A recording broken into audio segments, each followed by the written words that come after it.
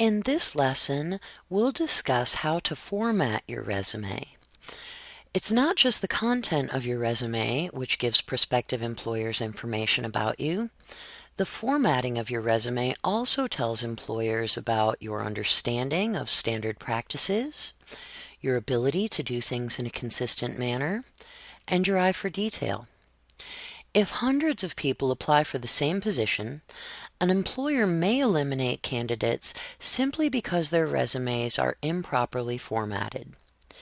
TeachUComp offers a comprehensive course in Microsoft Word, so look for that if you want more specific information about document formatting. For now, let's take a look at the basics of proper resume formatting. The first thing to think about when formatting your resume is the font or typeface that you use. As with every other aspect of your resume, you want the font that you use to send a message of professionalism. Therefore, it's important to avoid using novelty typefaces when designing your resume. Stick to basic fonts like Times New Roman, Arial, or Calibri. Never ever use a typeface like Comic Sans for a resume. Keep your font traditional and formal. When sizing text, keep things between 10 and 12 point. Anything smaller than 10-point text can be difficult to read, while anything larger than 12-point text looks like you're trying to fill space. A great idea is to use 10-point text for most of your resume and 12-point text for your section headings.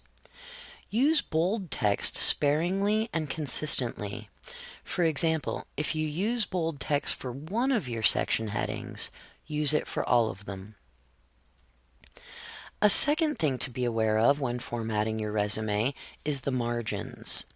Your resume margins should be no more than 1 inch wide on all sides and no less than ½ inch wide.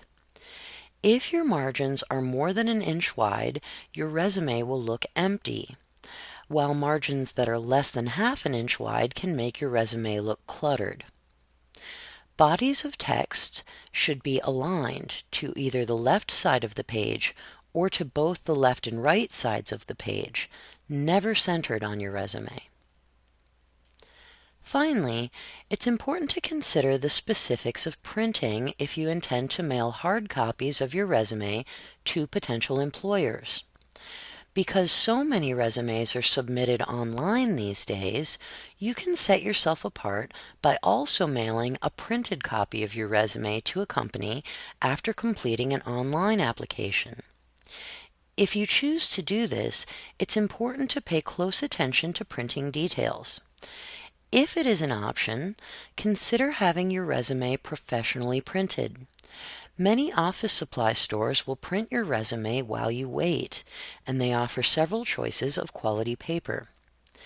If you choose to print your resume at home, keep a few things in mind. First, set your printer for the highest quality printing possible. Second, use quality paper. Most large discount stores now sell high-quality paper which is ideal for printing a resume.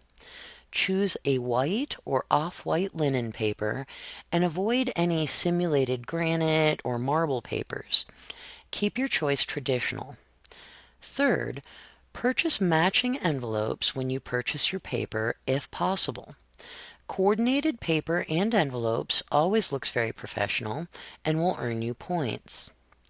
When printing your resume, make sure to match up the paper's watermark with your text. To see the watermark, hold the paper up in front of a light source.